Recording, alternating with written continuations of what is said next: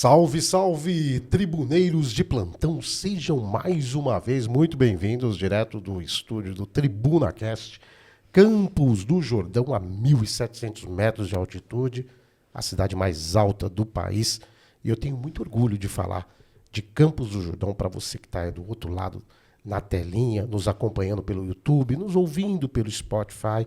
Seja um tribuneiro, seja uma tribuneira, sejam muito bem-vindos a mais um programa que sem dúvida será sensacional, como muitos que nós estamos aqui, muitos convidados importantes, muitas estrelas, pessoas de vários segmentos. Hoje nós temos uma estrela aqui que já esteve conosco. Mas hoje, tribuneiros, hoje nós temos uma presença também importante aqui na nossa mesa, dividindo a bancada aqui da equipe do TribunaCast. É mais uma aquisição. E olha que esse cara aí é sensacional. Nós estamos falando do... Não é o doutor Nuno, hoje aqui é o Nuno, nosso Nuno Coelho. Beleza, meu amigo? Como é que você está? Boa noite, Sérgio, professora. É um prazer, uma honra estar aqui dividindo essa mesa com vocês. Tenho certeza que vai ser mais um programa excelente aqui no TribunaCast. E olha a voz do cara. Você já viu a voz do cara? A voz de locutor. O cara simplesmente, ele é procurador de Estado de São Paulo. E a gente fez aí, um tempinho atrás, uma entrevista com ele que foi sensacional também. E aí eu disse para ele, falou, Nuno, o que você acha da gente, com alguns convidados aqui dentro da sua agenda, você participar conosco aí, porque você só nos engrandece aqui. O brilho desse cara é formidável, a inteligência, a humildade que a gente encontrou nele. E ele falou, eu topo. Então eu estou numa negociação com ele já faz um tempinho aí, e hoje a agenda permitiu, né, Nuno? Pois é, fiquei muito honrado mesmo com o convite. Eu agradeço, sempre gentil nas palavras e ainda mais com essa entrevistada que a gente tem hoje. É um privilégio estar aqui falando com a professora Marta. Eu acho que a gente vai ter bastante coisa para conversar aí. E é isso mesmo. Hoje nós temos aqui, mais uma vez, aí, há um ano atrás, nós conversamos com ela sobre um assunto extremamente importante, né, para toda a sociedade. Nós vamos falando da nossa professora Marta Esteves, que hoje está de verde. Então eu presumo que por conta do marido dela estar aqui nos estúdios do TribunaCast, o nosso querido Antônio Fernando Pinotti, palmeirense nato, a Avante, a academia, todos estão em festa porque nós temos hoje o nosso querido Antônio Fernando, marido da professora Marta Esteves, e por coincidência, não sei porquê, ela veio de verde, né? Tudo bem, professora? Boa noite, Sérgio. Boa noite, Nuno. Bom, primeiro, protesto, né? O protesto, mas o verde tá bacana, brincadeira, hein? Eu gosto muito de verde. Aliás, dizem que eu fico bem de verde, né? Então, e se você abrir meu guarda-roupa é verde ou é azul marinho, então... Mas o maridão aqui é palmeirense nato. Ele é palmeirense, eu não sou, mas tudo bem, estamos juntos há 26 anos, sobrevivemos, né? Essa questão dos times aí. Mas eu queria dizer, porque eu cheguei e não deu tempo, né, de conversar muito aqui, Nuno, que eu fui amiga da sua mãe. Que bom. Né? Então, para mim, você já é uma honra estar aqui dividindo com você. E ainda mais, né, filho de uma pessoa tão querida como foi sua mãe. Conheci sua irmã bem bebê, a Yasmin. Você eu conhecia só do seu livro e de algumas situações e da entrevista, que maravilhosa, assisti. Então, uma honra para mim estar aqui.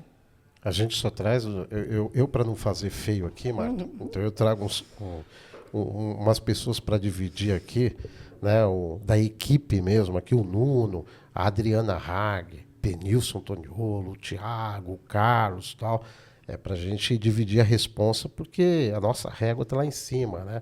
Então, assim, para a gente não fazer feio, Nuno, por isso, então você tem toda a responsabilidade, né, da gente desenvolver aqui um grande papo com a professora. Não, sem pressão, né? Sem pressão nenhuma, entendeu? Dentro de uma resenha aqui. Professora, há um ano atrás, hein? Um ano atrás que você esteve aqui, né? Bom, tribuneiros e tribuneiras, todos conhecem a professora Marta Esteves, vamos fazer aqui uma linha do tempo aqui, professora, diretora de colégio, foi secretária de educação aqui em Campos do Jordão, né? Ela que lançou um livro, Além da Lousa, no ano passado, e foi justamente aí em meados de junho, julho do ano passado, Então, esteve aqui conosco e bombou, galera. Bombou, tribuneiros. Foi fantástica a entrevista, porque, como eu disse anteriormente, no início da nossa apresentação aqui, é um assunto de altíssima relevância e de importância para toda a família, né? Então, professora, nós falamos aqui justamente da relação, né, de tela com crianças, né? E eu acompanho muito o teu trabalho nas suas plataformas digitais e todo ensinamento que você... para todo esse trabalho de utilidade pública. O que mudou de lá para cá, desse um ano, né, com relação a justamente essa relação da criança com a tela, com o celular, com o computador?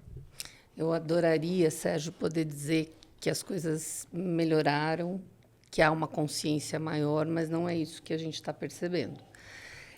Inclusive, o ano passado, eu me ative muito a um autor francês que eu usei, foi o primeiro autor que eu descobri, que eu falei, né?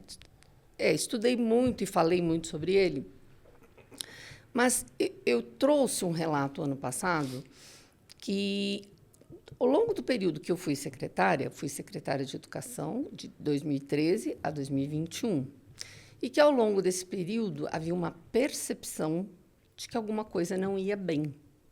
E eu usei bem essa palavra mesmo, a percepção, que nós não sabíamos bem o que era. Isso antes da pandemia, né? Com a chegada da pandemia, um ano e meio depois, com a volta das crianças para a escola, as coisas tinham piorado. Mas, quando eu falo que as coisas não iam bem, é do ponto de vista comportamental e do ponto de vista de dedicação ao estudo mesmo. A gente percebia uma certa mudança nas crianças e, consequentemente, na adolescência. E aconteceu uma coisa assim bem interessante, que é um novo livro. A oportunidade que eu tiver, eu vou falando dessa montoeira de livro que eu trouxe aqui. Uma biblioteca fantástica aqui, hein? Em abril, mais ou menos, desse ano, houve uma reportagem, né, numa revista eletrônica, vamos dizer assim, de domingo, de grande circulação, e esse autor falou, né, e já falou sobre o livro dele, que ele lançaria um novo livro. Na hora eu já entrei, comprei, fiquei esperando o meu chegar, chegou agora em julho, eu li em 3 dias o livro, que ele fala o seguinte: é a geração ansiosa. Quem me acompanha o meu Instagram, eu estou postando vídeos, eu estou postando Deixa eu mostrar aqui algumas coisas sobre ele. Professor. O autor é aqui, o Jonathan Haidt. E o que ele fala? Aí agora eu vou responder a sua pergunta, o que mudou de um ano para cá? Ele fala que nós estamos assistindo uma reconfiguração cerebral das crianças e, consequentemente, dos adolescentes. E aí ele faz lá uma série de estudos, uma série de comprovações, mas o que ele quer dizer com isso?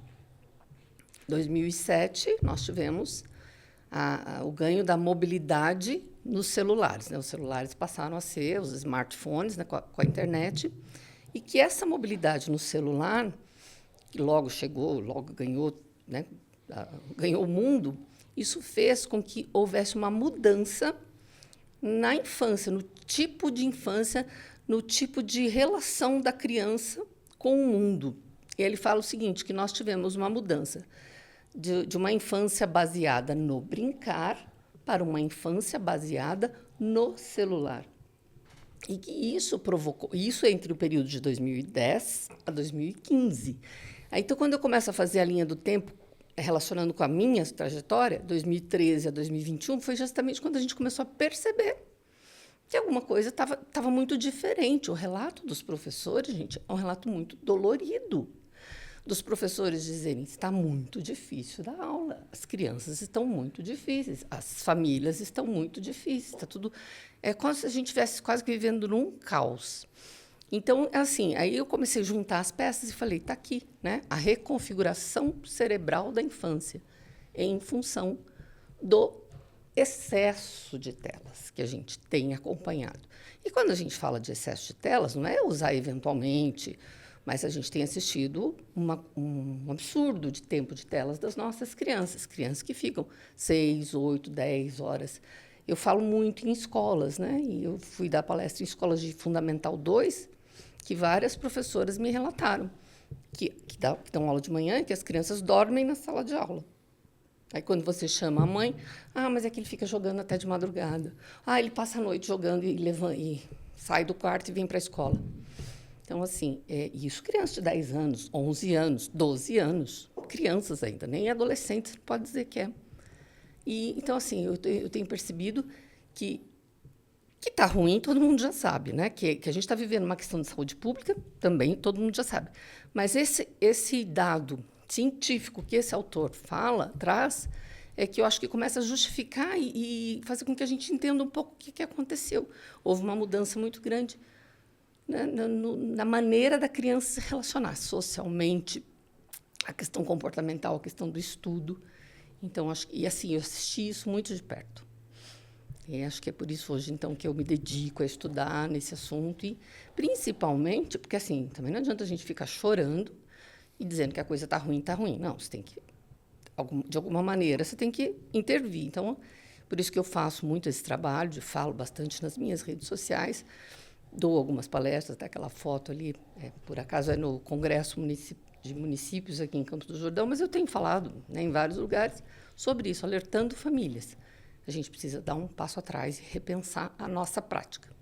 Professora Marta, eu achei muito interessante você trazido essa questão da reconfiguração cerebral das crianças, porque quando eu fui fazer a minha lição de casa aí para me preparar aqui para a nossa conversa de hoje, e eu me deparei realmente com alguns estudos dentro da área da neurociência, exatamente nesse sentido, né? Dizendo que esse uso das telas ele traz uma recompensa de dopamina muito rápida, e principalmente para uma criança, ainda mais na primeira infância, em que, né, até como você mencionou na sua entrevista um ano atrás, a neuroplasticidade é muito maior. Isso acaba reconfigurando mesmo o cérebro da criança quimicamente, da mesma forma como, não é uma substância, né, uma droga, alguma coisa assim. E que, em alguns casos, isso pode gerar até danos irreversíveis, dependendo da idade, né, em que a criança é exposta, né, a esse tipo de estímulo. Nesse aspecto, na sua visão, qual que é hoje o mais grave, né? Porque eu tenho percebido que a gente vê muitos desafios e muitos problemas com esse uso de telas, né? Eu até estava comentando com o Sérgio antes da gente começar a entrevista. A gente tem visto, né, recentemente foi preso um rapaz de 19 anos de idade que aliciava crianças no Discord, que é uma rede social. Um horror. Pois é, e que as crianças eram levadas a se exporem, a se automutilarem. E quem descobriu isso aí foram pais de algumas crianças que notaram o comportamento dos seus filhos, e um comportamento diferente. E aí a polícia acabou chegando nessa pessoa que, quando foi presa, estava jogando um jogo online. Dentro da casa? Dentro da casa, né, esse menino que foi preso.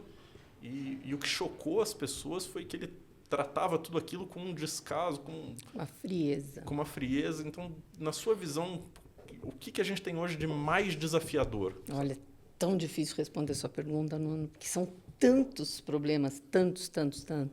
Eu diria assim, na infância, que o problema começa na infância, né? Às vezes não, às vezes até começa mais tarde, mas boa parte dos casos está começando na infância. Mas ainda é possível você reverter, não é? Como, por exemplo, uma criança... Eu dei uma formação para um pessoal que trabalha com creche, trabalha em creche, com crianças de 1 ano e meio, 2, 3 anos. Eles me relataram que muitas crianças vão para a escola no colo dos papais, das mamães, com o celular na mão. E quando chega na escola que o pai dá a criança e pega o celular, a criança joga no chão, tem como se fosse uma espécie de crise de abstinência. Mas ainda, criança, você ainda consegue, né? Mãe que me pergunta, o que eu faço? Meu filho de 1 ano e meio, 2, está viciado. Eu falei, tira, vai chorar, vai espernear, mas vai passar.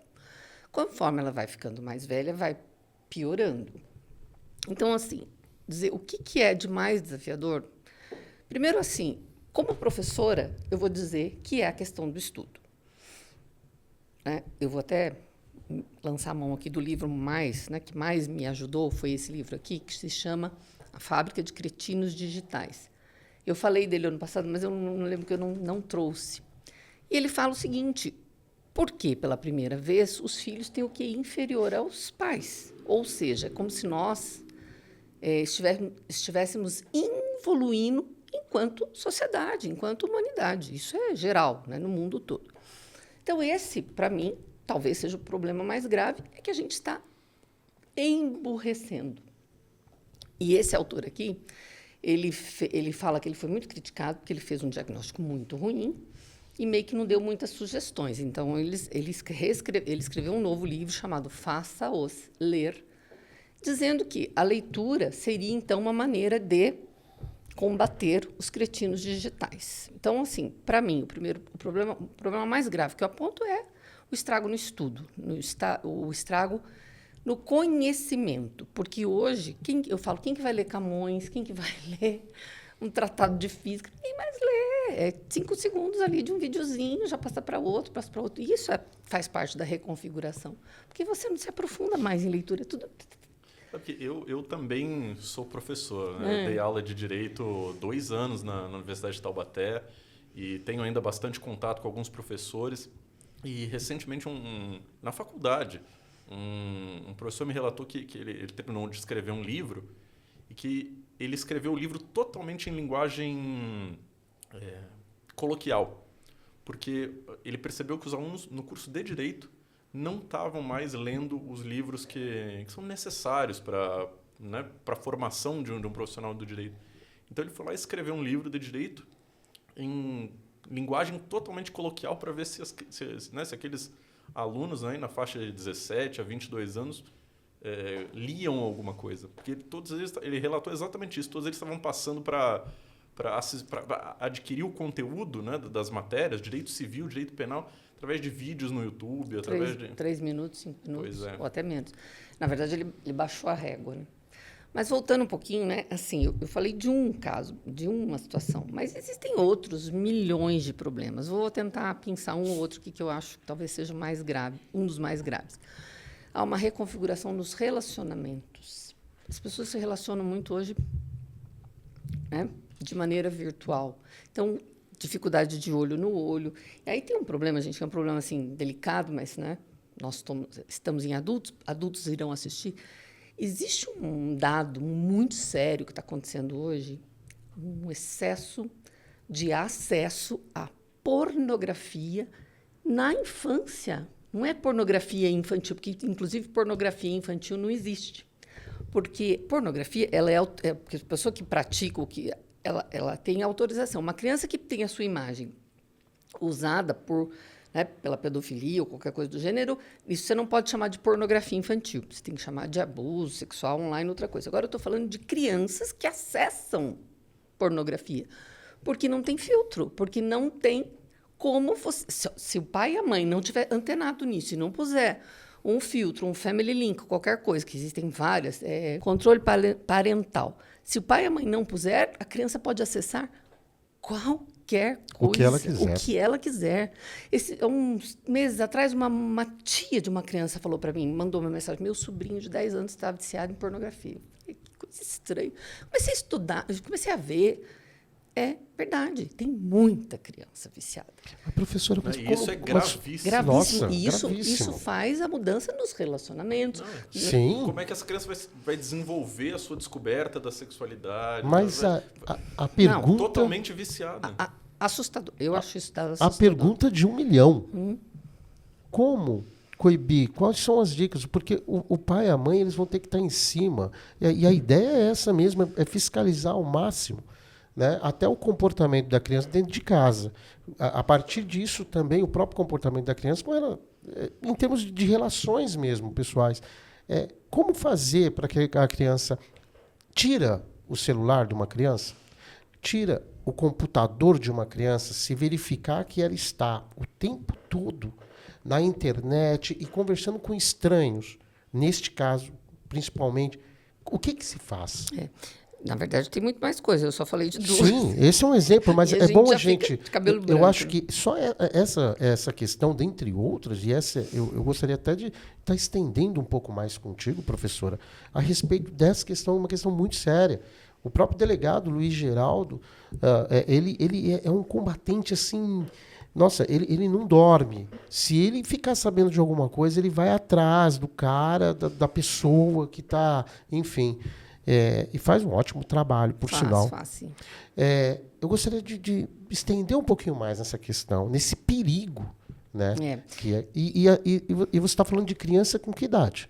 10, 11 anos, 12 anos, até menor. E como é que você acha que ela desperta esse interesse? Tem a ver com a questão de observar também o comportamento dos pais? Não estou aqui querendo responsabilizá-los. Também acho muito difícil dizer, é por isso ou por aquilo. Até porque... Colegas na escola... eu dei um exemplo, mas tem outros, né? Tem, por exemplo, meninas que conversam com pessoas achando que uma é outra, que são os pedófilos disfarçados, aí a questão do deepfake, né, da inteligência artificial. Quer dizer, são muitos os problemas. Agora, eu queria só voltar um pouquinho numa pergunta que você falou, como é que combate, tira celular? Tem a questão da dopamina. Se você está viciado em dopamina, você tira, pode ter até um efeito contrário. Então, assim, onde é o ponto mais vulnerável para mim hoje, gente? É a família. Mas é realmente uma coisa gravíssima. Essa questão mesmo, a pornografia que você mencionou. Imagina o impacto que isso tem no cérebro de uma criança que não tem preparo nenhum para lidar com esse tipo de conteúdo. Não sabe, né? E aprende de uma maneira... E que não deveria lidar com esse tipo de conteúdo. Isso altera depois os relacionamentos afetivos. Porque toda a questão de expectativa que a criança vai ter, como ela vai moldar a ideia que ela tem de um relacionamento ou de que é uma prática sexual. Eu digo aqui tirar o celular, porque teve um caso, além dos casos apontados aí, os exemplos também pelo Nuno, nós tivemos casos aí de crianças, adolescentes, enfim, crianças, nós vamos falando de 12, 13 anos, que botou fogo na casa porque matou o pai e mãe porque eles tiraram o celular e o computador. Então, assim, muito difícil, e assim, eu penso muito antes de falar, porque é muito difícil julgar, a gente não está na pele de cada família. Então, cada caso é um caso, cada família é uma família. O que eu falo muito e oriento muito a mãe, e respondo assim, incessantemente às pessoas que me acessam, tem que ser um trabalho conjunto. A família, primeiro, ela precisa ter consciência, eu diria assim, se tem um passo zero, tomar consciência. A partir do momento que você toma consciência, poxa, tem uma coisa errada aí. Você já deu um primeiro passo. Ter um diálogo com os filhos, não adianta ficar quebrando tudo. Mas existe também, eu até falei que eu pedi licença, que eu ia ficar com meu celular aqui desligado. Fique à vontade, professora. O que adianta eu ficar falando para minha filha, filhinha, sai do celular, que você está há muito tempo no celular, mas eu não saio do meu. Peraí, já que eu falo com você, que eu vou responder mais uma coisa aqui. Não, agora estou vendo uma fofoca aqui. Então, assim, o exemplo arrasta, né? A questão do exemplo. E o que a gente tem visto hoje são famílias inteiras. A gente vai almoçar, né? Eu e meu marido, a gente sai para almoçar, dia a dia, assim, eu mostro uma mesa, ele mostra todo mundo. É uma coisa mais chata do mundo isso. Todo mundo no celular. Casais que estão ali, na verdade, vivendo até um momento bacana, um momento que seria romântico, tribuneiros e tribuneiras. E aí está lá no restaurante, a gente vê isso sempre. Todo dia. E está um com o celular, o outro com o celular. Às vezes o pai e mãe também tem uma criança que com o celular. É complicado demais. Isso faz parte daquilo, primeiro ponto que eu trouxe, que é da reconfiguração social. E isso é uma coisa que está trazendo uma série de prejuízos. Falar, não, mas a vida agora é tecnológica, é digital. Sim, eu não tenho a menor dúvida que as nossas crianças, os nossos netos, vão trabalhar com tecnologia digital. Mas acontece que tem uma série de coisas que eles estão perdendo. E aí vai desde contato com a natureza, contato humano, olho no olho, experimentar as coisas. Não, é tudo virtual, é tudo pelo celular. E aí eu pego o gancho. Desculpa. Principalmente a questão eu acho que esse é o ponto, e talvez por isso que tenha tanto viralizado o vídeo, que é a questão da criatividade. Porque eu acho que isso é o ponto mais importante, que com a recompensa imediata de dopamina da tecnologia, mata a criatividade da criança que devia ser mais criativo, de perguntar tudo, né? A criança que não viveu com telas é aquela criança que pergunta por que é isso, por que é aquilo, como é que é tal coisa. Pesquisa, vai saber, corre atrás. E que quer explorar o mundo, que quer... E um outro ponto... Não posso voltar, esqueci de falar uma coisa da criatividade, E tá? um outro ponto, dentro do que o Nuno está falando, professora, eu fico imaginando quando essa criança, esse adolescente, ele está tão imbuído nas telas como é que ele vai encarar o mundo real? Aconteceu um episódio dias atrás que me chocou muito, pela crueldade em si, mas por 2 pontos. Um carro esportivo, né? Um condutor de um carro esportivo teve o seu retrovisor arranhado. Recentemente aí, saiu correndo atrás de um cara da moto. Matou o menino, matou, né? cara. Só parou enquanto matou. Falei, tem 2 coisas ali que me chamam muito a atenção. 3, né? A frieza, aquela coisa assim, me fez um mal, eu vou devolver na mesma moeda. A frieza. E sabe o que me representou aquilo ali, gente? Uma cena de videogame.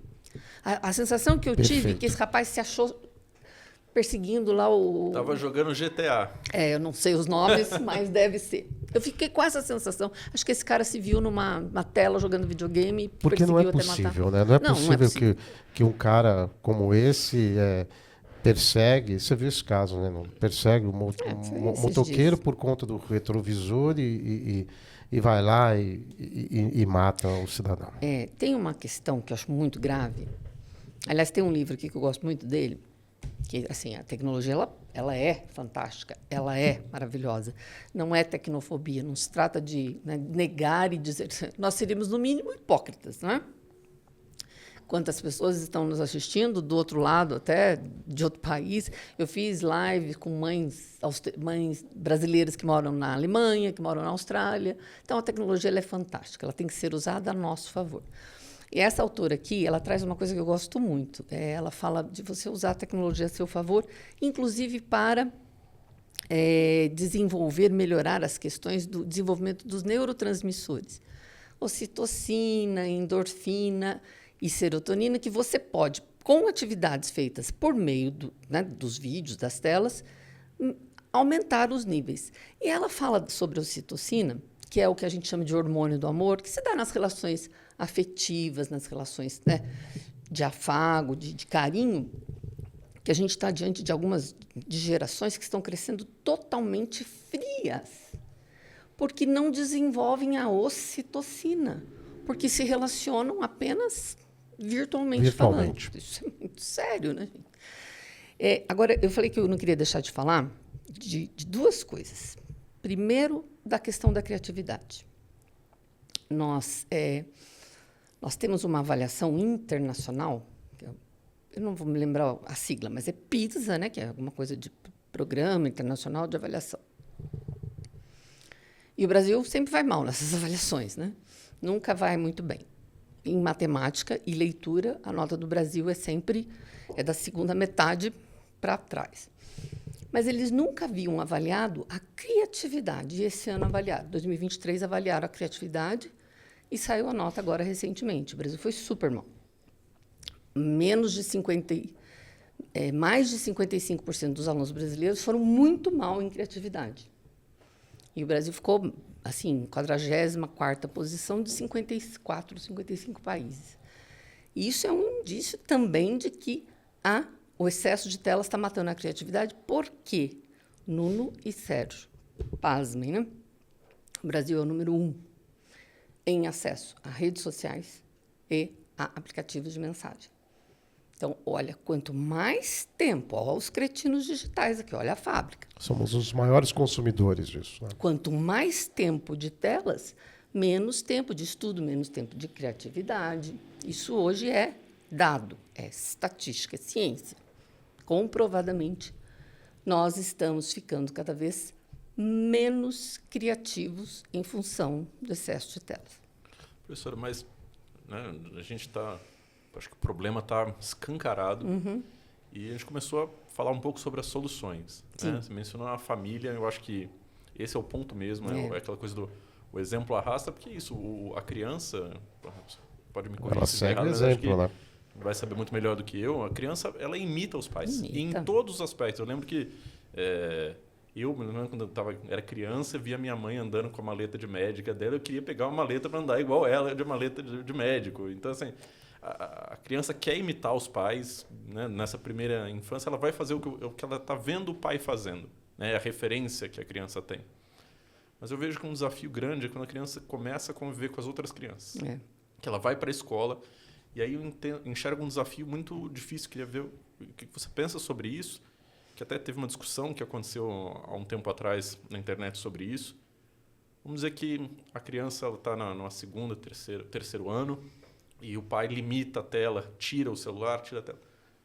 A criança acaba tendo, por conta disso, um problema de convivência com os próprios colegas, porque excluída. Todas as interações, né, como você falou, estão acontecendo, né, nesse mundo virtual, e aí às vezes o pai tenta tirar a criança da tela e aí acaba tirando essa criança desse convívio que está acontecendo virtualmente.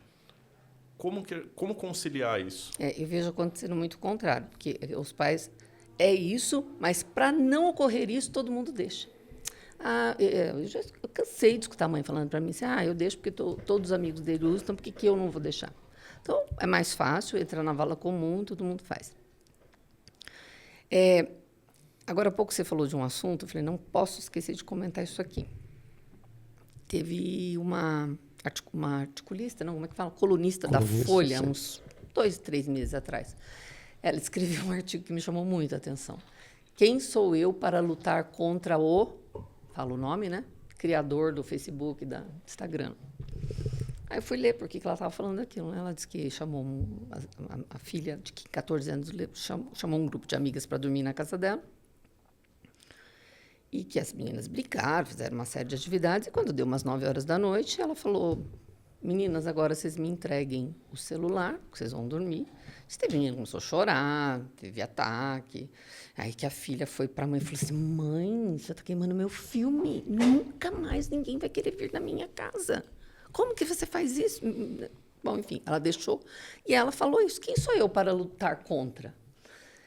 E onde que eu estou querendo chegar? Gente, é um problema tão grave, tão sério, que sozinho ninguém vai conseguir. Ninguém vai dar conta de resolver. Pois é, porque se for olhar, essas redes sociais, né, são as 7 empresas mais valiosas do mundo, cada uma valendo $1 trilhão, sabe, empregando as mentes mais brilhantes formadas no MIT para desenvolverem um algoritmo que te prenda ali, que te deixe cada vez mais com vontade de continuar rolando a tela. Viciado. Aliás, eles usam várias estratégias. Uma delas é a rolagem infinita. Né? Se você não parar, ela não para, nunca vai parar de te... Eu acho interessante quando você fala, Marta, sobre a questão, e bate muito nessa tecla, sobre a questão de saúde pública. Saúde pública. De saúde pública. Isso é tá muito evidente. Olha aqui, nós temos aqui, querida. Olha só que bacana, hein? Minha querida. Você conhece, Nuno? Conheço, a Duda? Conheci. Uma fofa, Grande né? Duda, um beijo para ela da equipe do TribunaCast. Foi secretária adjunto contigo, né? 9 anos. Secretária adjunto de Educação. Muito legal, uma equipe formidável. Maravilhosa. A Duda é minha prima, né? Para quem não sabe. Então, a gente tem um vínculo além do profissional, mas ela é uma querida, uma fofa. Tribuneiros e tribuneiras, estamos aqui com a nossa professora Marta e com o maridão dela, palmeirense. Que é que eu vou ainda convencê-lo, a sentar aqui nas nossas cadeiras para um bate-papo. Mas aí eu tenho certeza, professor, não vamos falar só de Palmeiras. Não, aí vai ficar complicado. Tribuneiros e tribuneiras, entre lá nas nossas plataformas digitais, TribunaCast Oficial, Instagram, Facebook, TikTok. Aí, ó, nós estamos falando tudo de internet. Entra lá nas nossas plataformas digitais, acesse lá, ative o sininho, nos siga pelo Instagram, né? E eu tenho certeza que você aí, que está do outro lado da telinha, dessa telinha aí nos assistindo, está entendendo muito aí o porquê que nós convidamos aqui a professora Marta Esteves, porque todos nós, professora, nos utilizamos da tecnologia, você já destacou aí, dos benefícios. Então, assim, na entrevista há um ano atrás, eu fui até um pouco taxativo aqui, dizendo e tentando culpando mesmo todos os adultos, os pais, mães por isso, mas nós estamos vivenciando algo assim que me parece fora do controle. Né? Fora do controle, como essa colunista aí, né? Como que eu vou desafiar isso e tudo mais? Mas é algo muito além, né? Como a professora já disse aqui, tribuneiros e tribuneiras, é algo muito além, isso é uma questão de saúde pública. Quando você fala em saúde pública, para a gente aí tentar, pelo menos, amenizar a dor, manter um certo equilíbrio, né? O que faz, professora? Uma criança, como o Nuno aqui apontou em alguns exemplos, ela se tornou completamente viciada com a tecnologia, assim como nós. Que nós não... Se a gente esquece aqui o celular, né, em casa, a gente vai buscar. Porque parece que está faltando tudo, porque a gente está aqui com todas as informações que nós precisamos, contatos, o trabalho que nós realizamos aqui. O que fazer, professora? Bom, então, assim, só para... Primeiro que eu não tenho a receita, né? Mas tem alguns indícios. Mas voltando só na questão anterior, quando eu falei da mãe, da colunista, onde que eu quero chegar? Porque o Nuno falou da questão da criança que se o pai tira, mas na escola todo mundo tem. Eu tenho visto, Nuno e Sérgio, um pouco de exagero de algumas escolas nessa questão da tecnologia digital, na comunicação única, exclusiva por meio de grupos de WhatsApp. Eu já andei vendo também coisas assim, de grupos de aplicativos de mensagem de salas de aulas de crianças de 6º, 7º ano, sem um adulto interferindo, e coisas pesadas correndo nesses grupos de bullying, de cyberbullying, de outras coisas, enfim. Por quê? Porque eles se utilizam daquilo ali para passar tarefa, para falar o que vai cair na prova, única e exclusivamente. Então, falo sem medo de errar, há um exagero por parte de muitas escolas. Então, tem que também haver um movimento contrário. As escolas também têm que repensar isso. O certo não seria tirar o celular, banir o celular das salas de aula? Também. Quer dizer, na verdade, o certo seria conscientizar. Mas o que a gente está vendo é tendo que proibir em vários lugares. Porque como é que você dá aula? Diz que a meninada já sabe, não sei se isso é verdade, mas que eles já sabem teclar sem olhar, igual a gente fazia datilografia. Eu fui da datilografia. Eu também. Diz que eles já sabem mandar mensagem sem olhar para o celular, porque fica embaixo da carteira, finge que está olhando o professor. Esses dias teve um videozinho no YouTube, na internet, de um professor dando prova. Eu assisti apagou a luz. Um monte de celulares. Metade da sala com o celular embaixo da carteira colando. Metade. Ele fez de propósito, anulou a prova, enfim. Então, assim, o certo nem seria proibir, seria ter uma consciência. Mas hoje a gente está vendo muitos lugares já proibindo o uso de celulares. Sim, Porque o problema não é nem só na sala de aula, que distrai, que tira a atenção, mas é também no intervalo, que ninguém conversa, ninguém se relaciona, fica todo mundo no celular, todo mundo junto, mas cada um na sua. Mas, além da escola, que eu acho que a escola também precisa ser chamada para essa discussão, a gente tem muito pouca política pública hoje sendo discutida. Então, isso é uma coisa que hoje precisa ser... A gente está às vésperas da eleição, para mim, é a eleição mais importante do país, que é a eleição do prefeito e dos vereadores de cada cidade. Então, acho que a gente tem que ter também levar essa consciência aos futuros prefeitos ou aos prefeitos eleitos, de que isso tem que começar a é a fala da mãe, quem sou eu para lutar sozinha? Então, tem que haver uma união, tem que haver uma consciência coletiva de que isso a gente tem um problema, que as coisas não podem ser. Para mim, me dói profundamente. Essa foi uma palestra que eu dei numa escola pública aqui em Campos do Jordão. Tinha crianças nessa escola. Lembra a escola, o nome, professora? Lembro, a escola mais que... Da minha professora querida, da professora Elizabeth Andrade. A diretora Flávia me convidou. E muitas professoras aí me disseram, meus alunos dormem na sala, que passam a noite jogando. Uau! Quinto ano, 10 anos. Professor, e nessa questão de políticas públicas, a gente tem visto algumas coisas, eu acho, ainda muito tímidas. Muito tímidas. A gente viu, por exemplo, criminalização do cyberbullying, a criminalização da prática de stalking, né, que é a perseguição online. A gente viu recentemente uma discussão no Congresso dos Estados Unidos sobre a proibição do TikTok naquele país. Na sua visão, é por aí que a política pública tem que andar? Faltam ideias? Tem algum outro caminho que o poder público devia percorrer? Eu sempre me preocupo muito com a proibição. Porque proibir... Você proíbe, você garante que você vai manter aquela proibição ou você proíbe da porta de casa para dentro, cada um faz o que quer? Então, é meio complicado isso aí. Eu iria mais no caminho da conscientização mesmo, de tentar... Mas que, por meio de política pública, isso é mais difícil. Como é que você chega a cada indivíduo e vai conscientizando? Olha, você não pode ser assim, não pode ser... Então, acho que é um período de transição, acho que as coisas vão estabilizar daqui a um tempo, porque você falou, né, das multimilionárias, dos criadores de tecnologia digital, de redes sociais, mas lá dentro também já tem muita gente que está acordando. Eu até escrevi aqui para não esquecer. Aconteceu um episódio esse ano muito interessante. Na verdade, 2.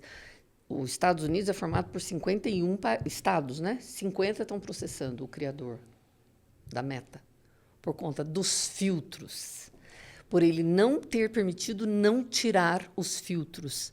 E essa questão dos filtros, isso faz um mal principalmente para as meninas. As meninas são as maiores vítimas, porque a autoimagem delas é um lixo, né? Porque a autoimagem delas virtual é linda. Quando elas se veem, elas se acham horríveis.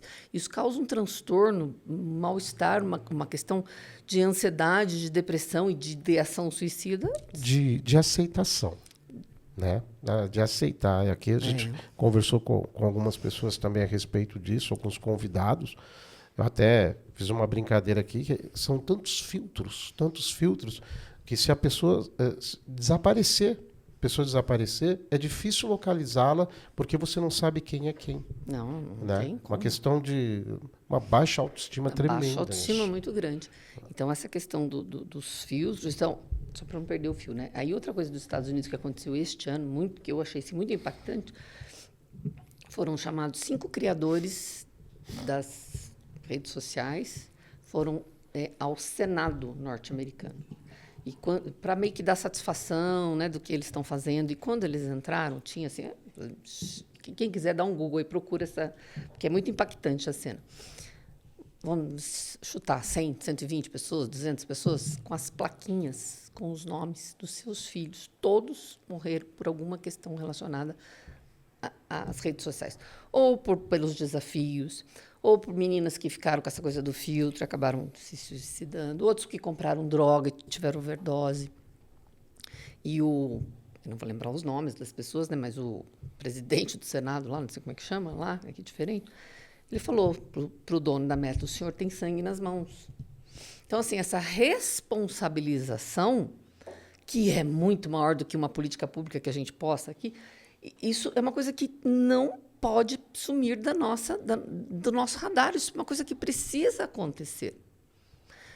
E a partir do momento que isso for ficando... Porque hoje, esse assunto, gente, assiste televisão. É muito difícil o dia que eu passo o dia sem ver esse assunto em no jornal, na televisão ou nos canais que eu acesso. Não porque eu acesso muita coisa relacionada a isso.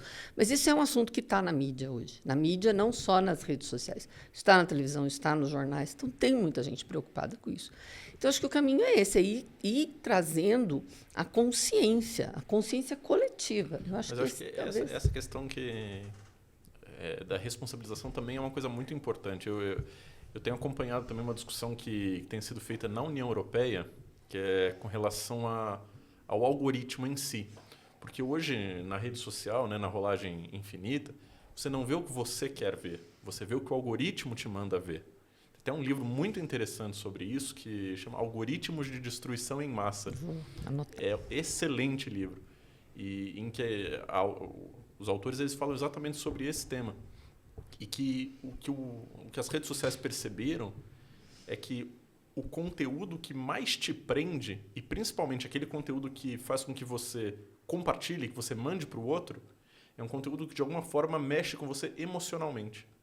Então, os conteúdos que a rede social vai te jogar ali o tempo inteiro são conteúdos que vão tentar mexer com as suas emoções. Isso te deixa muito mais preso e faz com que você compartilhe. Nossa, que raiva disso aqui, eu preciso mandar para alguém. Nossa, que coisa linda e maravilhosa, deixa eu mandar para alguém. E aí o que tem sido discutido na União Europeia é que você possa escolher o que o algoritmo te mostre. Que você não fique à mercê de um algoritmo que foi desenhado por alguém, que você fala, não, eu quero receber sobre esse tema dessa forma. Eles têm trabalhado isso como um direito à autodeterminação das suas redes sociais.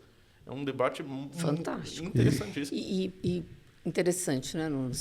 Sem polemizar de jeito nenhum, né? Mas por que nós nos tornamos, estou falando de Brasil agora, o que nós nos tornamos? Essa radicalização, né?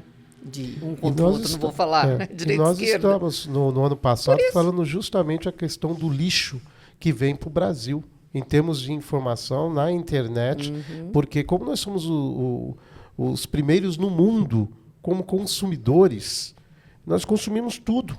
Dentro daquilo que você falou, e eles sabem que nós consumimos de tudo. Terreno fértil. Não é? Então, manda para cá. O TikTok, 2 anos depois do TikTok, já tinha escritório no Brasil. É o país número 1 em acesso ao TikTok no mundo. Pois é. Tem coisas aí muito, muito sérias acontecendo, né? E quem está no meio disso e sendo a maior vítima disso são as nossas crianças. E, professor, há uma idade para a criança, para ela poder começar a se deparar com um celular, por exemplo, com a tela? Há uma idade para isso? Na verdade, não existe uma idade assim definida. Tem alguns indícios, algumas questões. Eu gosto muito... Primeiro, eu sigo muitas recomendações, oriento muito pais a respeito das orientações da Sociedade Brasileira de Pediatria, que ela fala em tempo de tela por idade. Ela que fala que de 0 a 2 anos, 0 de telas, enfim, né? Mas tem isso aí mesmo? Tem. De 2 anos de idade, a criança já está lá viciado na tela? Nossa, eu já cansei de ver. E, infelizmente, vejo todos os dias. Em qualquer praça de alimentação, de shopping ou restaurante, você vê criança... Porque ficou um jeito fácil de fazer a criança ficar quietinha no lugar dela, né? Fica quietinha. Mas essa questão do primeiro tem as recomendações da Sociedade Brasileira, que ela não fala para ter um celular, mas ela fala para acessar telas. Mas tem uma recomendação, que é desta autora aqui, da Shimi Ken, que ela fala o seguinte: seu filho pode ter celular, você quer dar um celular para o seu filho?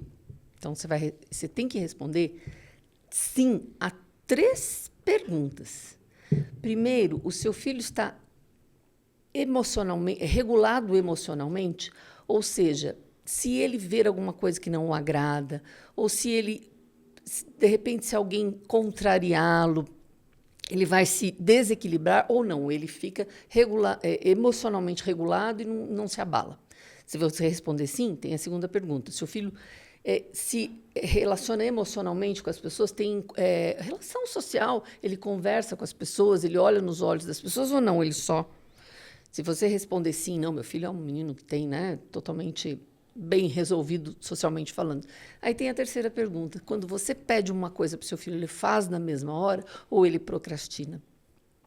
Quantas que a gente escuta de mães, né, que pede para o filho parar de usar celular 3, 4, 5, 8, 18, 20 vezes e ele não para, porque aquilo ali é mais interessante do que a mãe está mandando ele fazer, tomar banho, fazer tarefa.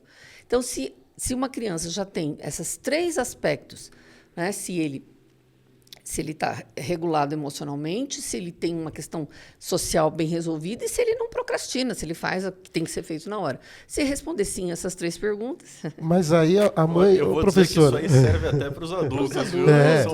São recomendações muito boas. Para nós. E é muito bom. O professor Yuval Harari, que é um autor de Sapiens, ele diz exatamente isso, que até para os adultos, que... A rede social, né, e a tecnologia, essas telas são tão potentes que, às vezes, até para os adultos, essas recomendações eu acho que são essenciais. Eu ia justamente pegar nisso aí, Nuno, que é justamente...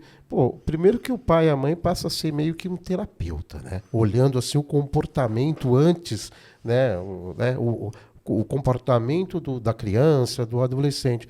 Segundo é que como se os pais... os adultos estão tão loucos, malucos com a questão da tecnologia, como é que faz isso? Aconteceu uma coisa muito interessante. Tem uma mãe que me segue e sempre fala comigo do filho dela. Meu filho... Ela foi me dar um feedback. Ela falou o seguinte: eu descobri que o meu marido estava viciado em jogo. Ou seja, o problema do filho já era pequeno, perto do que ela falou que ela não sabia.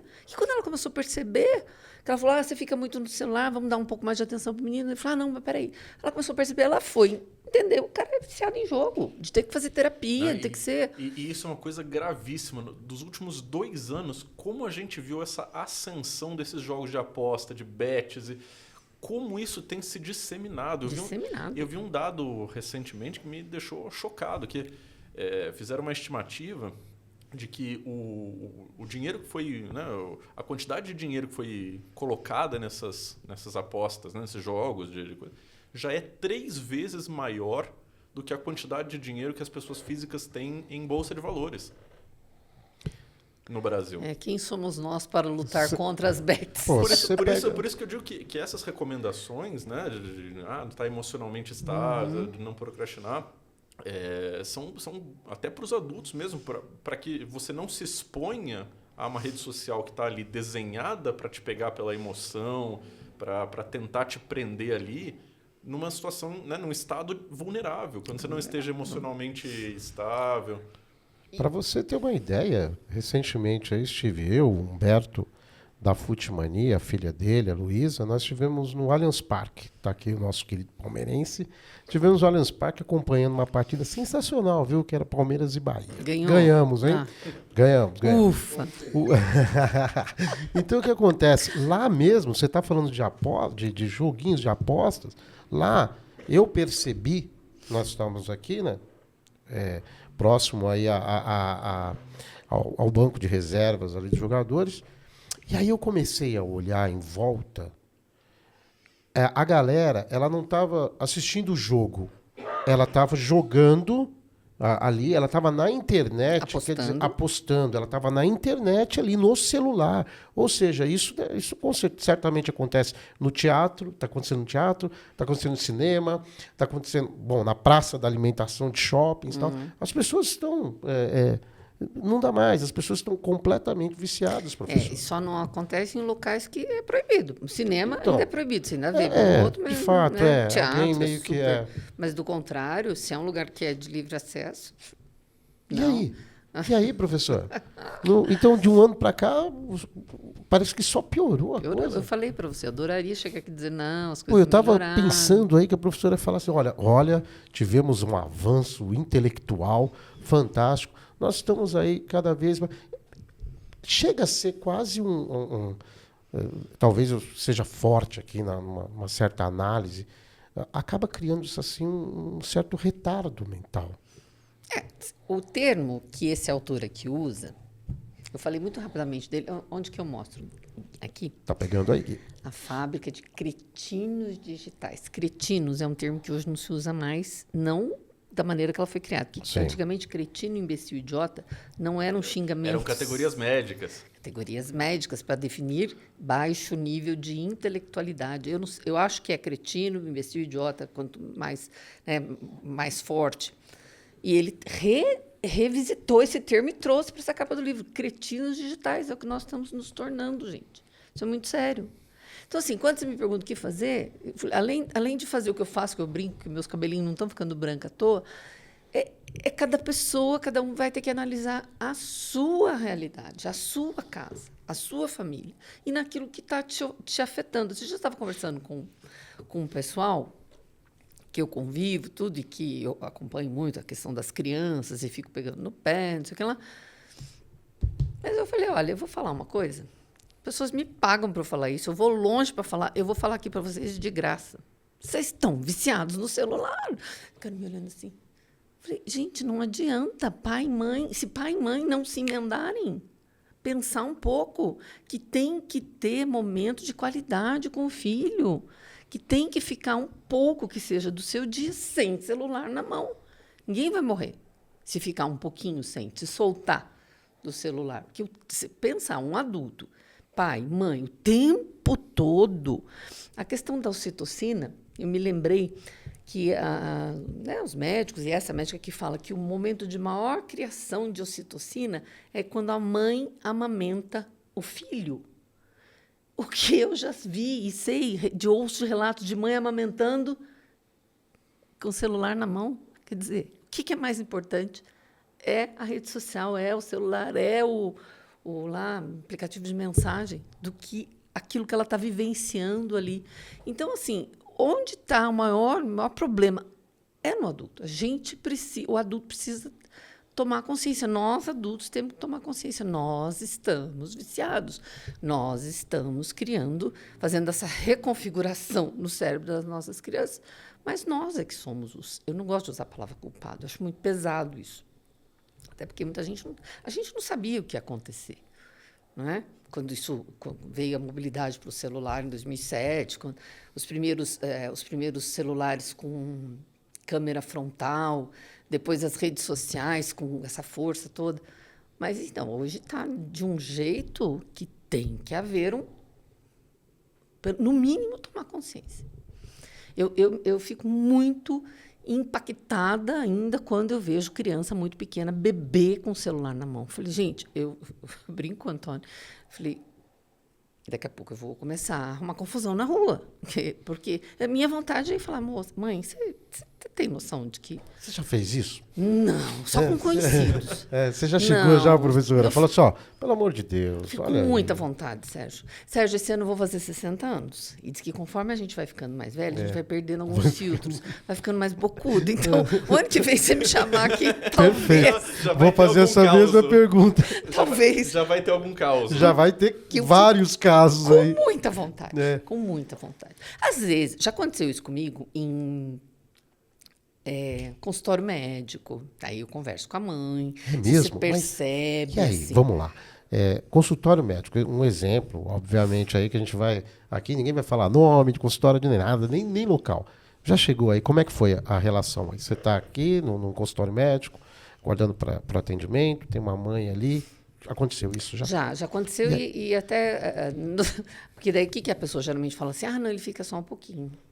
E como você abordou a mãe? Porque assim, se a mãe permite que você... Que tem pessoas que... Tem um jeitinho também especial, né? Porque na maioria dos lugares você vai, tá todo mundo assim, né? Eu brinco que eu estou fazendo fisioterapia, né? Porque a idade vai chegando, né?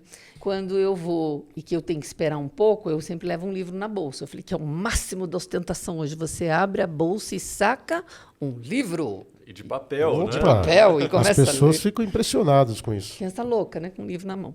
E eu faço sempre isso. Mas, às vezes, já aconteceu de eu estar num consultório, nem era na fisioterapia, não, outro.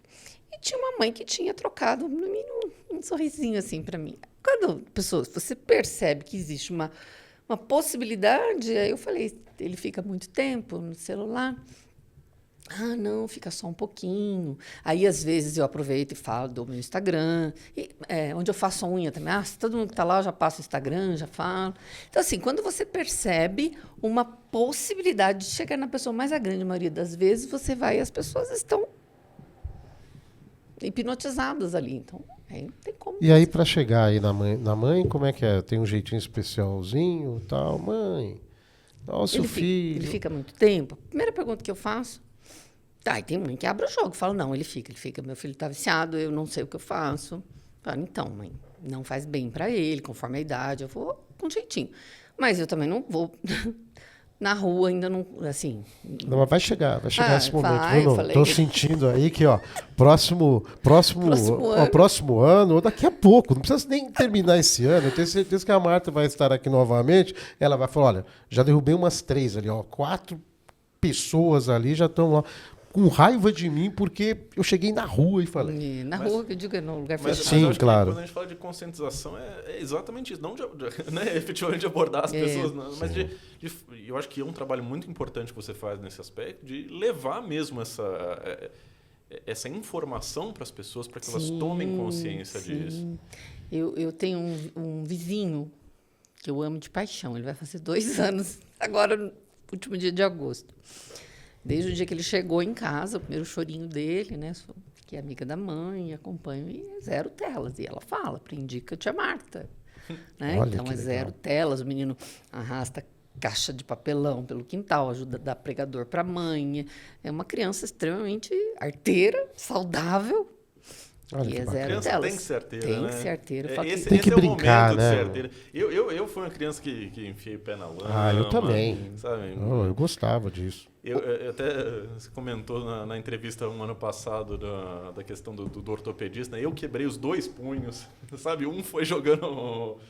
Um foi lutando taekwondo, o outro foi andando de bicicleta, sabe? Esse autor aqui que eu trouxe o ano passado, que foi o primeiro livro que eu comecei a estudar, esse livro bem antes Todos esses livros aqui são pós-pandemia, ou quase pandemia, ou durante pandemia ou pós-pandemia. Esse aqui é bem antes, 2007.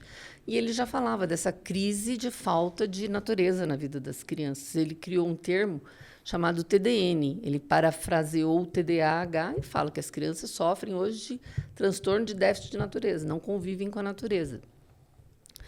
Num momento que a gente precisa hoje ter um exército de crianças, de adolescentes, de adultos preocupados com a questão climática. E a gente não tem. Né? E eu posso dizer que, né, na minha experiência pessoal, eu estudei numa escola que tinha um bosque grande, até foi objeto da nossa entrevista. Foi aí que você virou advogado.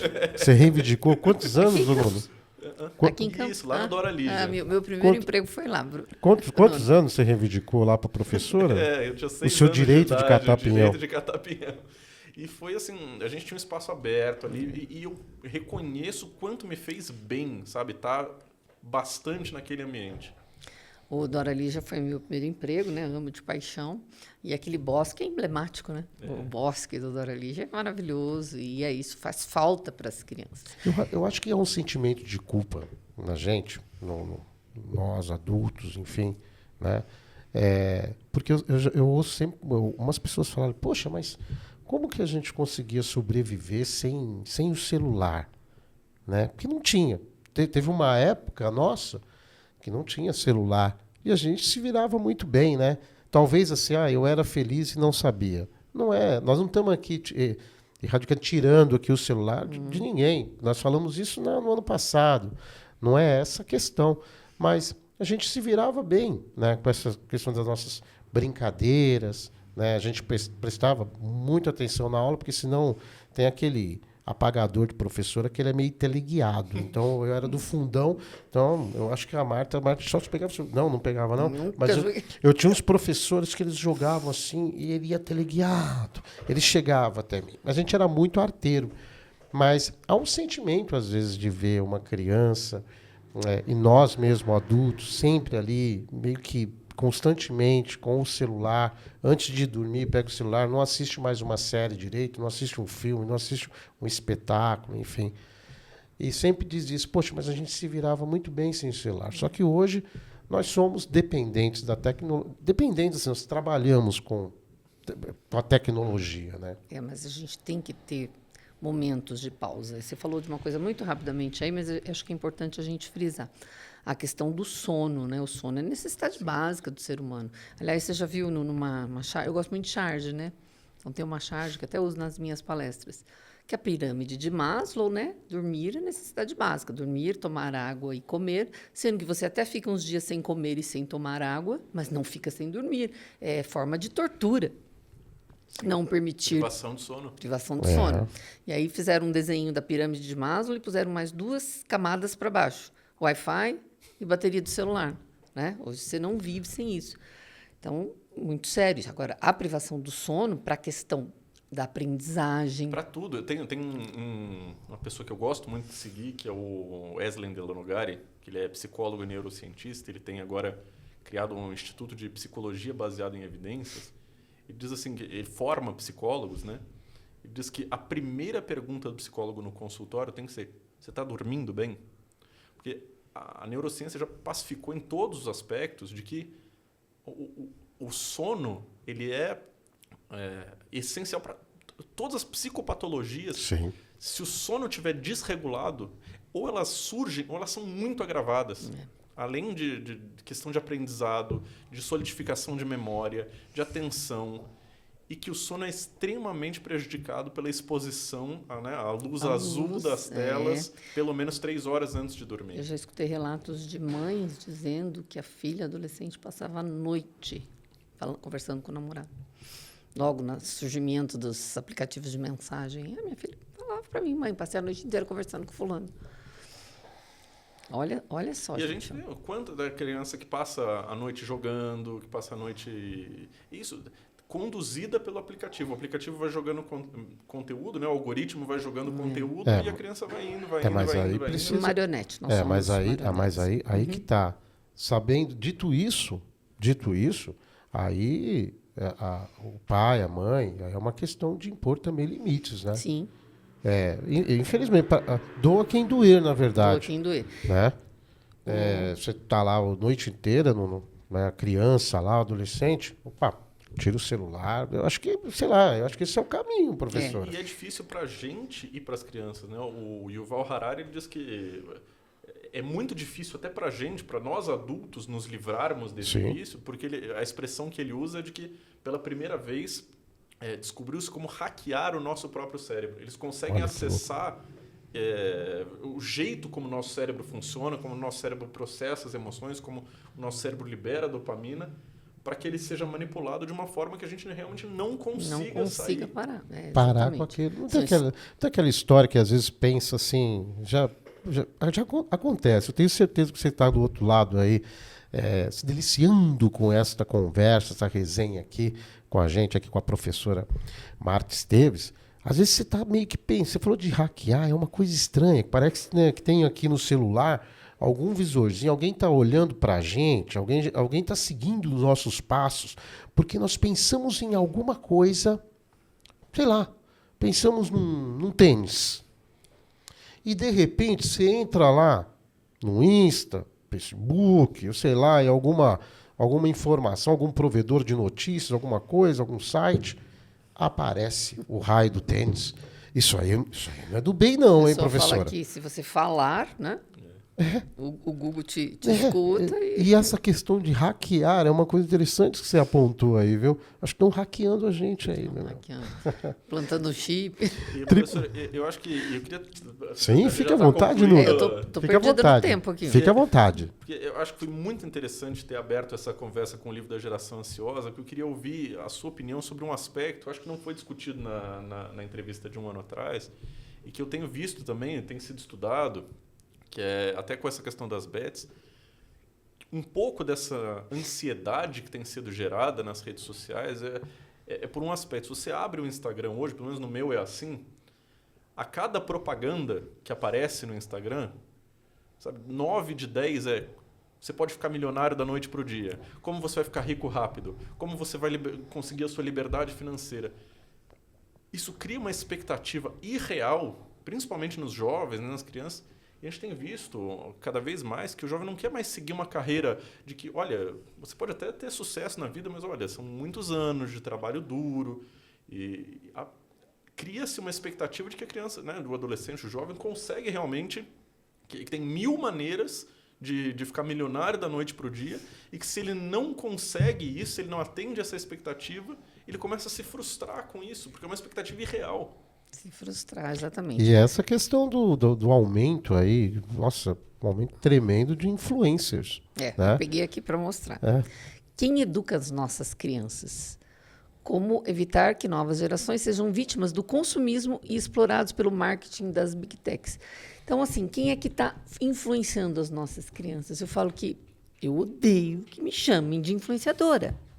Eu sou uma professora que encontrou... Uma educadora. Sou uma professora que encontrou na rede social uma maneira de reverberar, né, aquilo que eu acredito, que eu estudo para isso.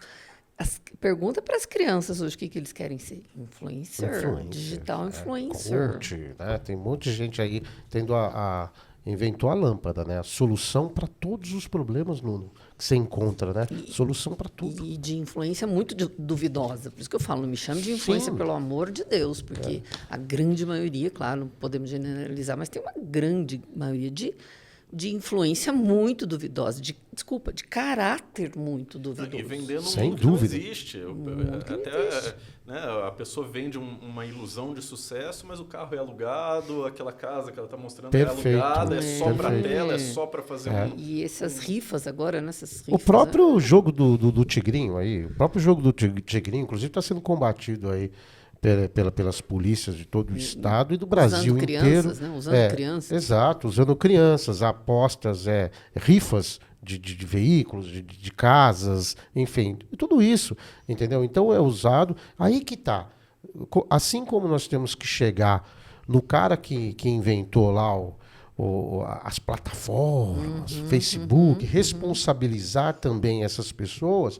Então está na hora também da gente responsabilizar os influencers. Sim. Os maus influencers. Que, de certa forma, também estaria se responsabilizando as próprias plataformas, porque eles usam a plataforma para ser os influencers, né?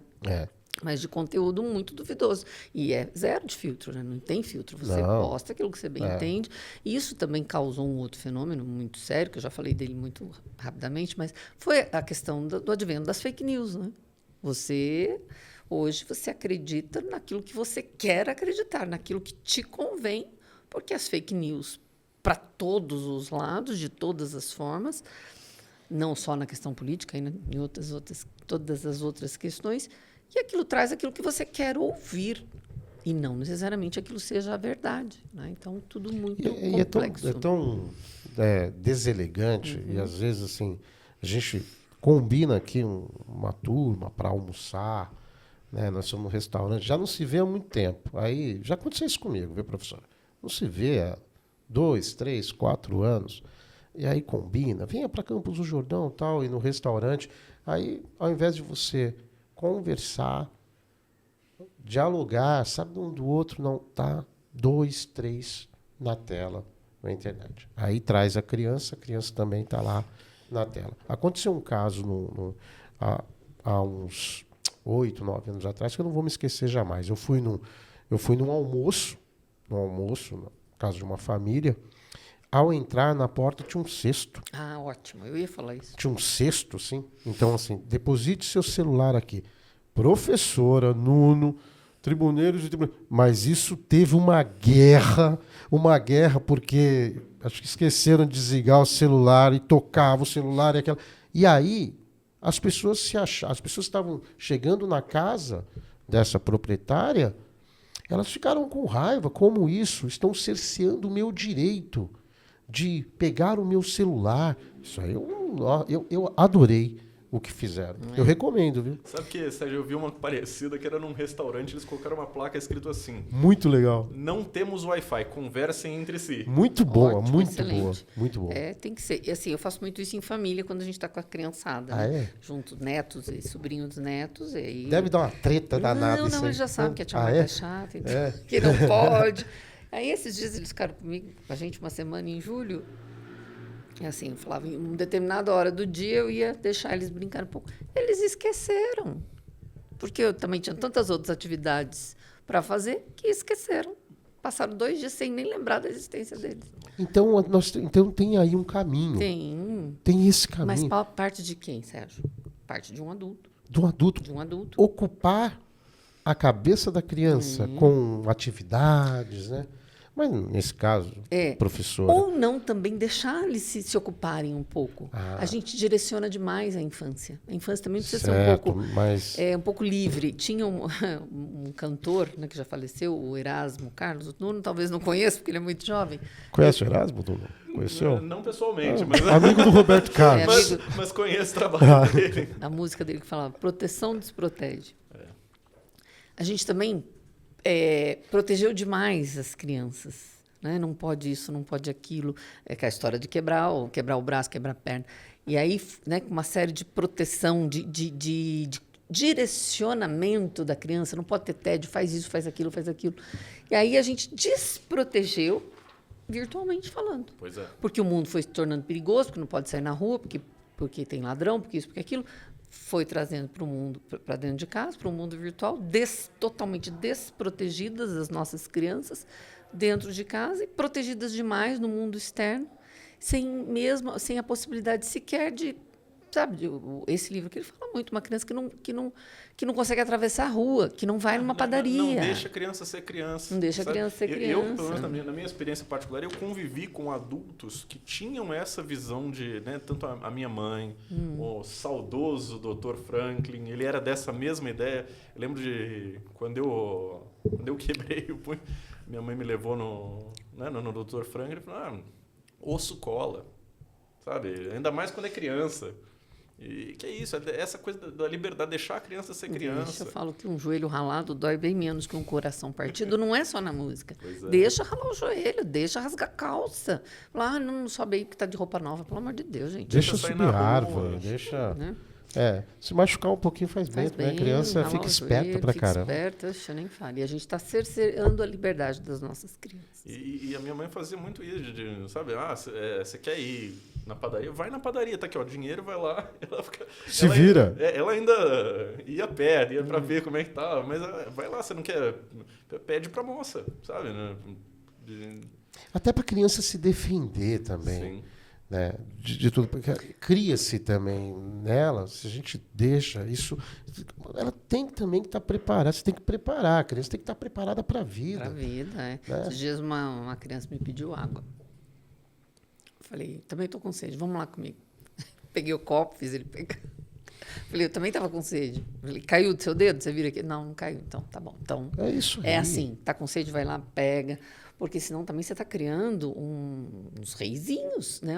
Tem um psicólogo muito famoso, o Léo Freiman, ele fala, nós estamos criando verdadeiros ditadores dentro de casa, que são as crianças que dão ordem, que falam, eu quero isso agora, e todo mundo, né, baixa a cabeça e fica ali, né, adulando. Não pode ser, gente. O adulto da relação tem que ser autoridade, tem que ter a voz de comando.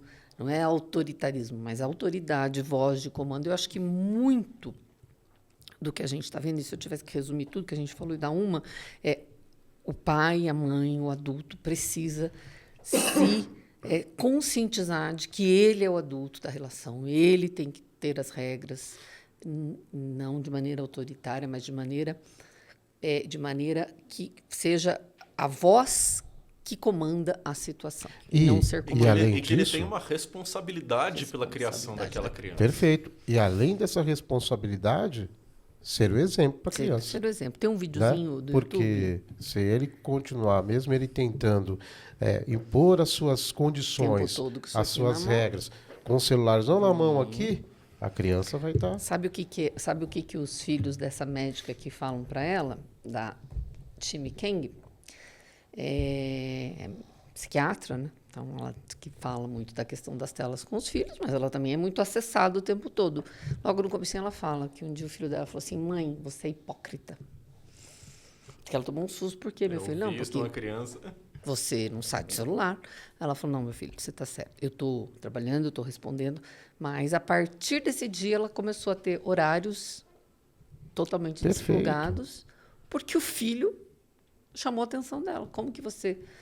Né? Eu ia comentar de um videozinho de 1 minuto que tem na internet que se chama Criança Vê, Criança Faz. Já vi esse vídeo. Em inglês, sensacional. sem fala, é só música. Sensacional. Sensacional. Não sei se depois a gente pode até colocar lá escrito. Eu já vi também, tem um tiozinho assim, ele vai andando, né? Ele vai andando meio, brincando, meio curvadinho. Tá? E a criança de 2 aninhos também tá junto, entendeu? Então, até com cachorrinhos também tem vídeos que a criança imita. Esse vídeo, mano, tem um pai gritando e a criança vai gritando Grita, também. a mãe bêbada, a criança bebe, a mãe fumando, a criança fuma, dirigindo em direção perigosa e agressiva, a criança faz tudo igual. Então, assim, criança é uma esponja, gente. Tá? A criança é uma esponja. Se eu falar para minha filha, para o meu filho, filho, não faz isso, não faz aquilo, posso ter algum sucesso. Mas se eu fizer aquilo que eu estou falando, o sucesso é muito porque maior. Isso é evolutivo, é o comportamento humano, é biológico. O ser humano, por ser um animal social, né, um dos instintos mais fortes que a gente tem é de ser aceito pelo grupo. E quando a gente... Né, o primeiro grupo que a gente convive é a família. Então, a gente quer fazer o que a família está fazendo para ser aceito. A mesma coisa vai depois para a escola, né, o segundo grupo que a gente vai... A criança quer ser aceita pelo aquele grupo, ela vai fazer o que os outros estão fazendo. Você me fez lembrar de uma questão que o autor do livro aqui, que eu já até perdi ele aqui, só querendo lembrar o nome do autor, o Jonathan Haidt, fala que... Você pode me repetir o nome daquele autor, o Harari, lá que eu nunca sei falar? Yuval Noah Harari. O Yuval Noah Harari, é israelita, né? Ele é israelense. Israelense, Ele fala no 21 lições para o século XXI que a gente está tendo como se fosse assim, uma espécie de fim da religião. Tem uma coisa assim, né? Que está acabando. Algo assim. E esse autor aqui fala isso de outra maneira, mas ele fala o seguinte: como é que a gente tem uma crença num ser superior? Que é uma coisa que você faz de uma maneira muito coletiva, você aprende isso com a família. E como a gente está vivendo, as nossas crianças principalmente, os nossos adolescentes, cada vez mais isolados, cada vez mais cada um na sua, esse espírito de religiosidade está se perdendo, que tem a ver com o que o Porque a Harari religião fala mesmo, ela tem um componente muito coletivo, social, de marcar os momentos importantes da vida de uma Rituais, pessoa, né? exatamente. Que é o casamento, O batizado, a comunhão, a morte. Sim. enfim, a independentemente morte da, de um ente querido. São momentos em que a missa, né? Isso. Que isso é coletivo. Sim. Isso é coletivo. vive-se a religião de forma coletiva. E que, em função de haver esse isolamento social, cada um no seu cada um, e o que ele fala aqui corrobora muito com o que o Harari fala, que é que meio que está se desaparecendo a questão da religiosidade. Nossa, que ponto chegamos. A própria palavra igreja vem disso. Igreja vem de eclésia, do grego, que significa assembleia, reunião. Eclesiastes, né? Que é a junção de várias pessoas. E tribuneiros e tribuneiras, o Gui, nosso técnico aqui, nosso comandante aqui, garoto sensacional, ele não vai me deixar esquecer, porque o papo aqui tá sensacional e eu tô tentando pegar aqui um fiozinho aqui para lembrar dos nossos patrocinadores, Hotel Savoy Excelência. Um abraço pro Arnold Strass, pro Ivo. Os meus amigos de escola no 2º ano primário, estudei com os dois. Olha que bacana. Dois terrores. Terrores, eu Amava os dois, imagino. Terrores, Arnold e Ivo, os terrores Não, da vou escola. contar o que eles aprontaram. Pode contar. Pode contar agora, pode. Depois eu volto nos nossos patrocinadores. Vamos lá. O que eles fazem? Cabo de guerra na escola. Eles? Puseram a corda no pescoço para ter mais força. Agora não vou saber qual dos dois, mas quase morreu. Poxa mas vida, é um exemplo daquilo que você falou na entrevista vivência. do ano passado. Da Não, vivência. de que às vezes aquela criança que é mais, vamos dizer, um terror na escola, é aquela que depois vai ter o ímpeto empreendedor de correr risco. E que vai abrir aí o Hotel Savoy. Mandou bem, Nuno, agora, hein? Olha só que elogio, hein? O Hotel Savoy Excelência, nossos amigos aí, e os terríveis irmãos, quando criança, Arnold e Ivo. Meu vizinho, o Ivo e o Marçal, meus vizinhos queridos. Marcel maravilhoso. Marcel Strass, maravilhoso, nosso chefe de cozinha lá do hotel. Vai lá dar uma passadinha lá no Hotel Savoy Excelência, experimentar as pizzas que eles fazem, assim, fantásticos, os pratos maravilhosos. Ao que nem da avó, né, da nossa querida Mariana, também, ao UDF, né, do Douglas, que está ganhando muito dinheiro, professor, e por isso que ele não está vindo. Agora ele está... Tem o Gui, que faz parte aqui, nosso querido Gui da equipe, e o Douglas está ganhando muito dinheiro, trabalhando demais, na verdade.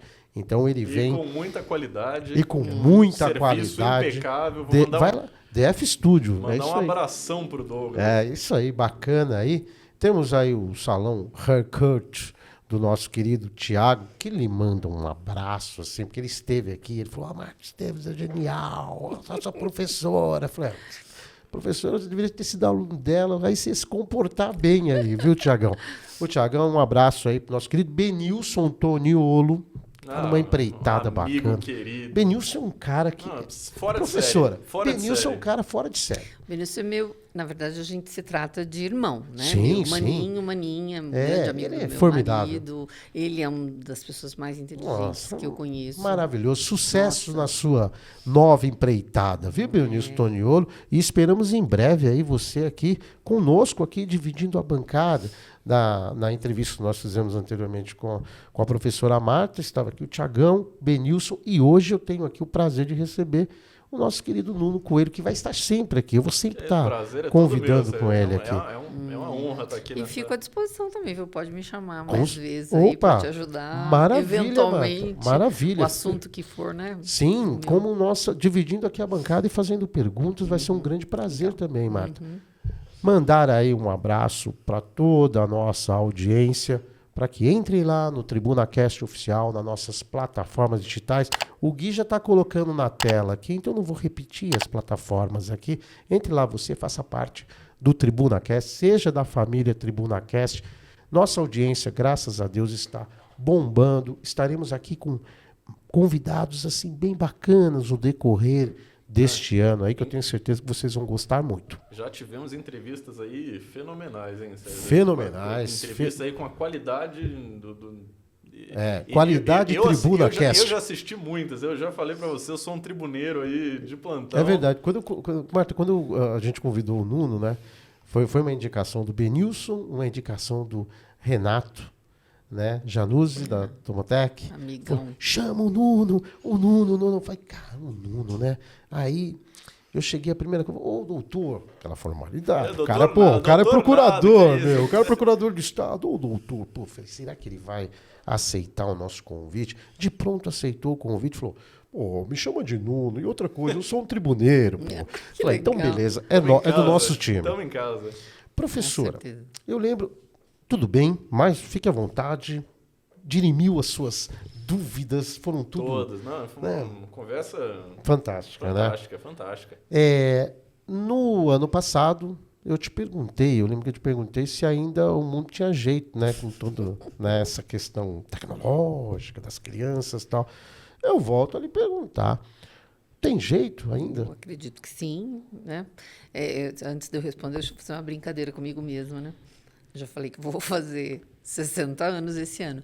Então, ontem eu assisti a minha entrevista do ano passado, que quando a gente vai ficando mais velha, a gente vai tendo muita história para contar. Mas também vai contando a mesma história muitas vezes. Falei, deixa eu tentar não repetir as histórias. Eu assisti ontem inteiro, muito legal.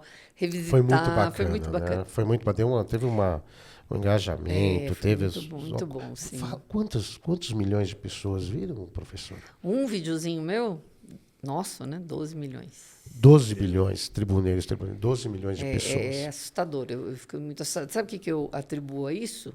Desespero de causa das pessoas. Eu atribuo isso a alguém que tem o que dizer. Obrigada. Vindo de você, então, um tremendo elogio. Mas, assim, é porque realmente as pessoas estão muito desesperadas. E por falar em desespero, e por falar em aprendizado, e por falar nas pessoas que sabem exatamente o que dizer, sua câmera está ali, professora, para a senhora mandar uma mensagem a toda a sociedade, né, com relação, obviamente, entre outras dicas, né, do celular e a criança. Então, acho assim, você me perguntou se o mundo tem jeito. Eu acredito sempre, né, no ser humano. Eu falo que... Aí eu vou repetir o ano passado, tá? Eu, como professora e como cristã, eu tenho que acreditar no ser humano, na humanidade. Fácil não tá fácil para ninguém, né? Mas, e tem dias que eu fico, assim, bastante cansada. Falo, acho que já fiz o meu trabalho. Não, mas né, volto e continuo estudando, e vou adquirindo livros, e vou estudando, e vou falando em público, vou dando palestra, ou vou mesmo, né, somente no digital. Porque eu acredito que, assim, que a informação transforma.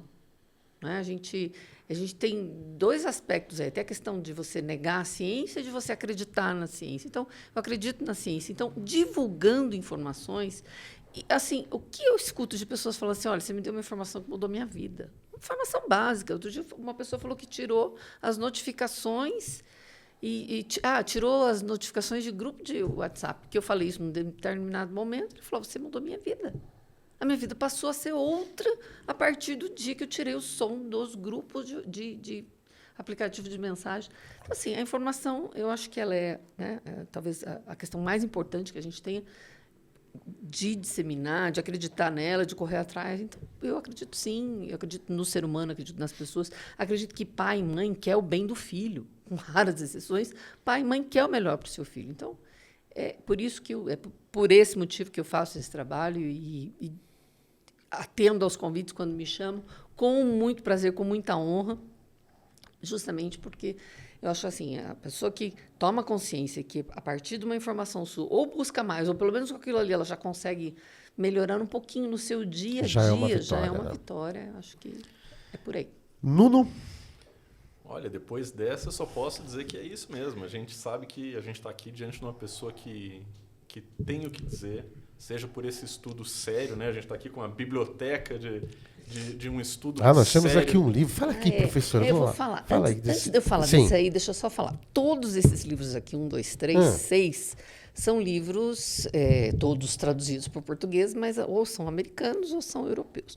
Mas tem um livro brasileiro, que eu não posso deixar de falar dele, inclusive porque eu fiz uma live com a Alessandra Borelli, sua colega de profissão. E ela fala muito da questão do direito digital. Tá? Então, existem livros brasileiros, tem pessoas boas também no Brasil falando e discutindo esse assunto. Tem outros, mas esse aqui foi um livro que eu fiz questão de trazer. E esse aqui, hein, professora? Aqui, Gui. Foca bem, Gui. É minha joia, porque em 21 de março de 2020, Meu pai fez 100 anos. E nós havíamos programado fazer uma cerimônia no campo de futebol da Bernécia no dia 21, quando no dia 16 o prefeito da época me ligou e falou: Marta, suspende as aulas. Eu falei: quê? Bom, exatamente no dia que foi o dia que o Brasil parou. E é um livro de memórias dos 100 anos do meu querido pai. E a revisão e as dicas é do BNews. Que bacana. Então, é um livro que me deu Olha muito aqui, prazer. Tribuneiros, ó. Tem muitas fotinhos dele. Não está à venda. E nós Perdão. ganhamos, né? E nós ganhamos, assim, essa Deixa eu- relíquia aqui. Muito legal, viu? E é assim, meu pai era um fofo, né? Lindo, para quem conheceu, os mais antigos conhecem meu pai. E essa fotinho aqui, a última, onde que eu te mostro, Gui, para você mostrar. Dá para ver que ele tem o dedinho torto do trabalho dele, né? Trabalhou com flores, com jardim. E artrose, e eu estou ficando igual a ele, meu dedinho, só que o meu é de excesso de digitação. Eu falei, gente, olha lá, o meu dedo igualzinho do meu pai, defeituoso. Então, assim, um fofo, né? Tem muito carinho, Muito bacana. como nós todos temos, né? Pelos nossos Sim. pais, mas ele realmente foi uma pessoa muito simples, de muito bom caráter, me ensinou tudo. E me ensinou, inclusive, a ser São Paulina. Toda a família. Pois eu é. falo que eu acho que eu não teria casado com meu marido se ele fosse vivo. Ah, puxa vida. Hein? Ó, aí ia, né? Ou o marido, ou eu ia ter que virar São Paulino. Velho, Você como acha eu acho que não ia ser Acho que fácil. não ia não ia conseguir, ser né? Não fácil. ia conseguir. Obrigado, Marta, mais uma vez. E claro que você vai estar voltando aqui bem breve mesmo, assim, viu? Não vai demorar muito, não. Eu sei que você estará aqui novamente com a gente, que é um assunto extremamente Pois importante. você vê que, né, eu acho que esses números, né, vêm de como você falou, de um desespero das pessoas por essa informação e que encontra uma pessoa que tem essa informação para levar para essas pessoas. E eu acho que você ter falado disso, de que o importante é a informação, tem uma frase que é atribuída a Albert Einstein que, segundo ele diz, a mente que se abre para as novas informações nunca volta ao seu tamanho original. E eu acho que só hoje, essa questão mesmo das recomendações de quando acessar a rede social, acho que serve para todo mundo. Eu mesmo vou levar para a vida. Nós, com certeza. Então, eu acho que a gente está aqui diante, Sérgio, de uma pessoa que tem muitas informações e que são informações necessárias para esse mundo e esses desafios que a gente tem enfrentado. Para mim foi um privilégio poder estar aqui conversando com você. O privilégio foi meu, foi um prazer muito grande te conhecer pessoalmente. Um privilégio para todos nós e para você que está aí do outro lado da tela, nos assistindo aqui, nos acompanhando, nossos tribuneiros e tribuneiras. Professora, mais uma vez uma aula, hein? Obrigada.